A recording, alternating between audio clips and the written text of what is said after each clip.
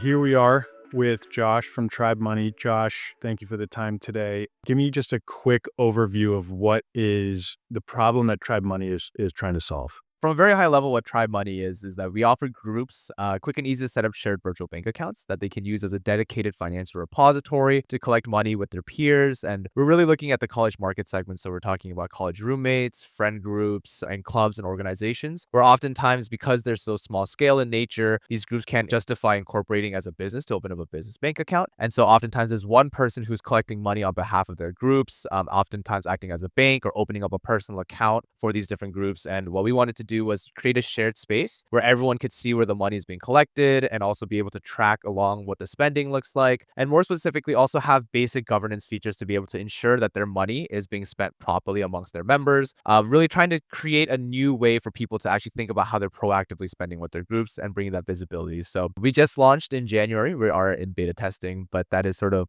who we are as Tribe Money. Awesome. And I think we originally connected because you guys had a wait list in place that people could join. And we had a discussion around how do we kind of keep these folks warm. And so there was a wide ranging kind of array of ideas, but ultimately it boiled down to let's start with some content. And that's where, our team, I believe, came in with content strategy and execution. How were you guys handling a newsletter/blog post? Because that's ultimately what I think we built is a repurposable piece of content between newsletter and blog post. I don't know if you were, but how were you kind of handling newsletter and blog and just content in general before working with money marketers? Before working with money marketers, it's a very manual process. We literally had like an Excel sheet that we just, whenever we went out and we got people who were interested in our platform, who were signing up for the wait list. We were collecting through Google Forms at the time. So we just had an Excel sheet and we used applications like Beehive to really just sit down and like try to figure out like what content we had to create, what was going to keep them engaged while they were waiting for our application to be released. We spent a lot of time thinking about what kind of content we wanted to generate. It can't be too generic where it doesn't make sense to the problem we're solving, but you also don't want it to be so specific to a point where it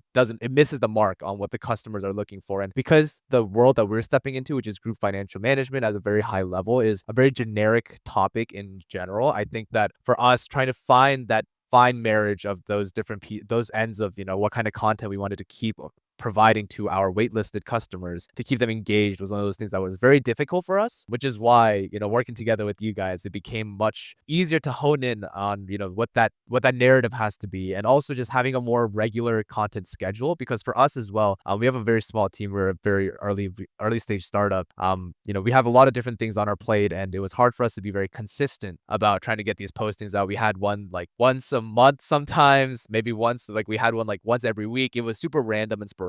And I think that also made a lot of people actually unsubscribe from our list, believe it or not. It was one of those things that we did spend a lot of time on, and it was a bit of a headache trying to go through. What were some of the challenges that you faced in trying to stay consistent? If you dig a little bit deeper, it's as simple as there's just too much on your plate, right? Or were there kind of not enough good writers in-house or dealing with freelancers? Like, what about staying consistent was really a pain in the butt before, but then totally automated when we came in? It comes to a few different things. I think the first thing is that we were, as an early stage startup, it was really just myself and my two co-founders, right? One who is consistently developing the product, and so he's not going to be engaged in any of this kind of content creation. The other one who's working with our compliance, fintech application, there's a lot of compliance, legal work that needs to be done. Consistency was just one of those things that we hadn't really thought of, like as important. And then secondarily, because we were wearing so many hats, it just slipped our minds. There were other items that just required a lot more priority from our team than, sending out a newsletter. It just kind of slipped through our minds. And then on top of that, as I mentioned, having a small team, we just didn't have a lot of dedicated writers. What people often call is, writer's block, I think, or creative block. That was one of the things that we would actually run into, because it's like, okay, we just talked about splitting bills and why it sucks. Well, now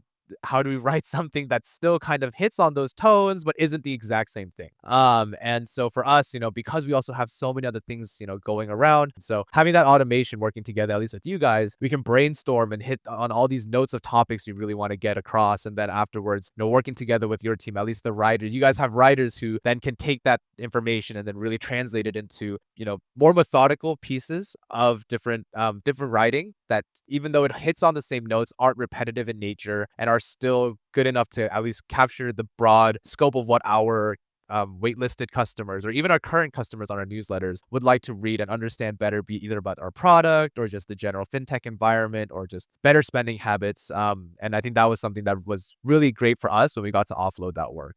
Good stuff. This would be an interesting question if you remember it. Why did you decide to work with us over other groups? One of the things that actually really convinced me when we first started our onset discussion is that you and your team have actually worked with a lot of different fintech audiences. And I think that that was the biggest thing. I think with a lot of other marketing agencies, what we had typically seen was that they were not only trying to help us with our newsletters, but they were also trying to do a bunch of other things like digital marketing, search engine optimization. And the problem was that with so many different things being done at the same time, it also pulled their focus. And so the quality of the content that they were creating was not as honed in. Even like it just looked like it was generated by ChatGPT, which for me is super annoying as a founder because, if I'm paying money for a service, I don't want to see that it's been done by GPT. As somebody who's used GPT a ton, it's pretty frustrating when I read through like a blog and I can clearly tell it was generated like 100% by GPT. Like there wasn't even somebody who peer reviewed it afterwards. And it's like, versus at least working together with you and the team.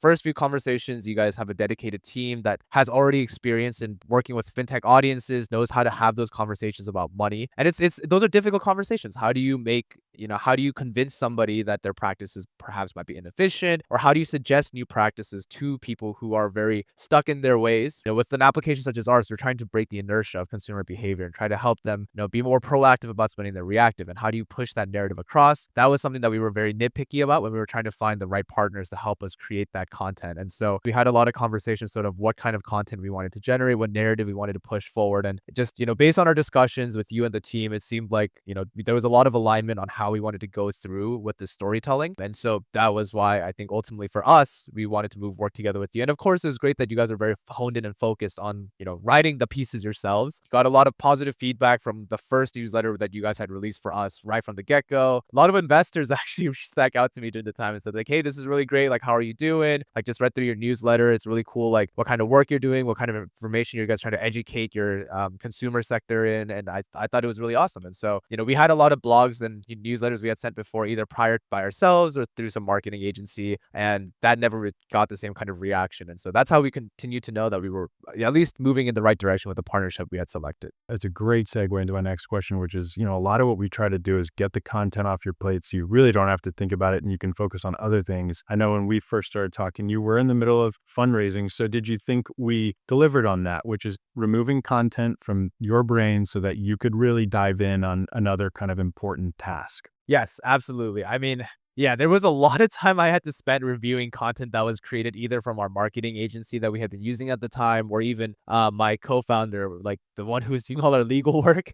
He would help us generate a lot of these content and just sit through reviewing, revising, and just having to also understand like, okay, is this the direction we want to take things, right? Are we just being repetitive? And as I mentioned, that was one issue that we had, right? As we hit writer's block. Are we being repetitive? Are we actually educating and providing new helpful information to our consumers? Yeah, it was definitely one of those things where working together with you guys, I got to remove all that friction off my plate. And, believe it or not, even for somebody such as myself who tries to stay up to date on all the information on, what's going on in the fintech sector, reading through your blogs, actually, like that you guys wrote for us, I still happened to learn some stuff too, which I thought was kind of funny, right? Like I feel like it should have been the other way around, but there was stuff that I was learning myself as I was reading through the pieces you guys wrote, which just also let me know that you guys were very well versed in this space. And so for me, that provided a lot more confidence, right? I don't always want to be the one who has to, provide all the information on how to write things. You guys are a strong team. If I give you guys some, topics to hit or just sort of narratives that we want to push across, the fact that I could trust you guys to go do that and even teach me something along the way was something that I really enjoyed. Amazing. It's awesome to hear. And I think like the final questions that I have for you are if another fintech founder, we also work with RIAs, independent advisors, banks, startups. If they came to you and asked whether or not they should work with money marketers, like what would you tell them? Yeah, 100%. I mean, sit down and make sure that they can answer the questions that you need to have towards, information you want to get out to your end consumers, people on your wait list, otherwise, I mean, 100%. Awesome. Great conversation. Josh, thank you very much. Pleasure working with you and more to come soon here. Yeah, thank you so much for working together with us. It was an absolute pleasure on our end as well. Right on.